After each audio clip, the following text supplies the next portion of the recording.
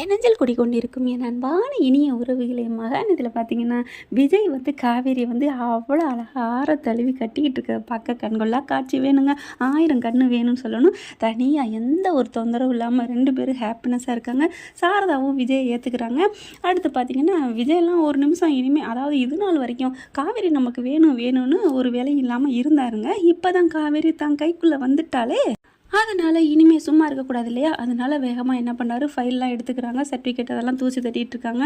என்ன பாஸ் என்ன பண்ணிகிட்ருக்கீங்க அப்படின்னு காவேரி கேட்க, என்னம்மா சும்மா இருக்க முடியுமா? ஒரு தகப்பனான கடமை எனக்கு இருக்குல்ல. நாளைக்கு பிள்ளை குட்டி வரும், அதுக்கு எல்லாமே பார்க்கணும், செலவுகள், பிரசவம் இருக்குது, எவ்வளோ இருக்குது. நம்ம இப்போ தனி மனுஷனாக இருக்கோம்யா, நம்ம சம்பாதிக்கணும்ல அப்படின்னு விஜய் சொன்னோன்னா அப்படியே காவேரி பார்க்குறாங்க. எனக்காக இப்போ நீங்கள் இன்டர்வியூக்கு போகிறீங்களா? ஆமாம்மா, 4 கம்பெனி ஏறி இறங்கணும். 1000 பேருக்கு நீங்கள் வேலை போட்டு கொடுத்துருக்கீங்க, என்னை கட்டிக்கிட்டு தானே அப்படின்னு சொல்லிட்டு அப்படியே அழுகுறாங்க ஒரு மாதிரியாக ஃபீலோட. சாரதா, கங்கா எல்லாருமே வந்துடுறாங்க. வந்துட்டு, என்ன தம்பி நீங்கள் இன்டர்வியூக்கு போய்த்தான் ஆகணுமா அப்படிங்கிறாங்க. என்னத்தை, நானும் வேலைக்கு போவேனாம்மா, இப்படிலாம் சும்மாலாம் இருக்கக்கூடாது. என் பொண்டாட்டிக்காண்டி நான் அலைஞ்சேன், வேலை வெட்டி எடுத்துட்டு விட்டுட்டு திறந்துட்டு. ஆனால் இனிமேல் நான் அப்படி இருக்கக்கூடாது. எனக்குன்னு என்னை நம்பி 2 ஜீவன்கள், அந்த ஜீவன்களை நான் தானே காப்பாற்றணும். இல்லை தம்பி, கொஞ்ச நாளைக்கு இருங்க, நாங்கள் பார்த்துக்குறோம் அப்படிங்கிறாங்க. அத்தை, உங்களை நாங்கள் பார்த்துக்கணும், உட்கார வச்சு நாங்கள் சாப்பாடு போடணும், அப்படி இருக்கல சேச்சா அப்படிங்கிறாங்க. அப்படியே சாரதா பார்க்குறாங்க. என்னத்தை பார்க்குறீங்க? இல்லைப்பா, நான் ஒரு ஆம்பளை பிள்ளை பெற்றிருந்தா கூட என்னை நாங்கள் பார்த்துக்கணுமா உன்னைய அப்படின்னு சொல்லுவாங்களா என்னன்னு தெரியாது. ஆனால் நாங்கள் என்னப்பா தவம் செஞ்சோம், தவம் செய்யாமலே நீங்கள் கிடைச்ச வரம்பா, அந்த கடவுளுக்கு நாங்கள் நன்றி சொல்லணும் அப்படின்னு அழுகுறாங்க. அச்சோ அத்தை, அதெல்லாம் நினைக்காதீங்க அத்தை அப்படின்னு விஜய் சொல்லிட்டு கிளம்ப பார்க்குறாங்க.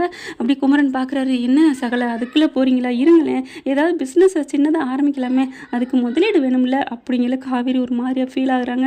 நீங்கள் எத்தனை பேருக்கு எவ்வளோ லட்சமாக அள்ளி கொடுத்துருக்கீங்க, இப்போ உங்களுக்கு முதலீடு வேணுங்கிற அளவுக்கு நான் கொண்டாந்து விட்டுட்டேனேங்க. அப்போ பாட்டியும் தாத்தாவும் சொன்னது உண்மை மாதிரி ஆகுதில்ல, என்னை கட்டிக்கிட்டு நீங்கள் தெருவுக்கு போ. வாயை மூட்ரி அப்படின்னு வாயை பொத்துறாங்க. என்ன காவேரி, என்ன நீ நினச்சிட்டு இருக்க? சேச்சே, இதெல்லாம் ஒரு வேலைக்கு போகிறவங்க அப்போ மட்டமானவங்கன்னு அர்த்தமா? அப்படிலாம் நினைக்காத. இந்த வாழ்க்கையை நம்ம அனுபவிக்கணும். எனக்கு ரொம்ப பிடிச்சிருக்கு காவேரி, என் பொண்டாட்டி பிள்ளைகளுக்காக நான், அதுவும் என் பொண்டாட்டியோட என் வாழ்த்தி என்னை அனுப்புறது எவ்வளோ சந்தோஷம். நான் வேலையோடு வர்றேன்டா, என் படிப்புக்கு கிடைக்கும்டா, நல்ல விலையை கிடைக்கும், நீ ஏன் பயப்படுற அப்படின்ட்டு கிளம்புறாங்க.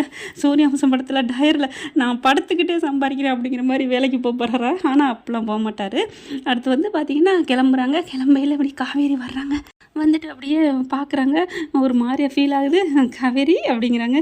என்னம்மாம்மா அப்படிங்கல, வேலைக்கெல்லாம் போகையில் இந்த மாதிரி போகையில் பொண்டாட்டிங்கெல்லாம் அப்படியே முத்தம் கொடுத்து பாய் பாய் சொல்லுவாங்களே, அது வேலைக்கு போகையில், வேலை தேட போகலையுமா அப்படின்னு காவேரி சொல்லு. என்ன காவேரி, சே சும்மா சொன்னேம்மாம்மா அப்படின்னு ஓடி கட்டி பிடிச்சி முத்தம் கொடுக்குறாங்க.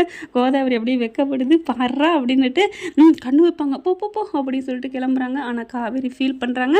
ஒவ்வொரு இடமா வேலை தேடி அலைகிறாருங்க பாவங்க. ஒவ்வொரு இடத்துலையா வேலைக்கு போகிறாங்க, ஏறுறாங்க, இறங்குறாங்க.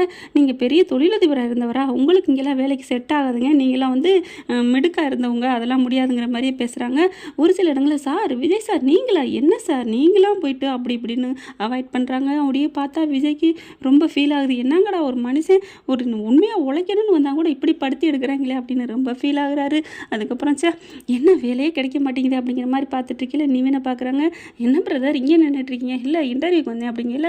என்ன நீங்கள் எப்படிலாம் பண்ணிக்கிட்டு, நம்ம ஏதாவது பிஸ்னஸ் பண்ணலாமே பிரதர் அப்படிங்கிறாங்க. இல்லை, எனக்கு இந்த வாழ்க்கையிலேயே கொஞ்ச நாள் போகணும்னு தோணுது, பார்த்துக்கலாம் என்ன பண்ணலான்னு அப்படிங்கிறாங்க.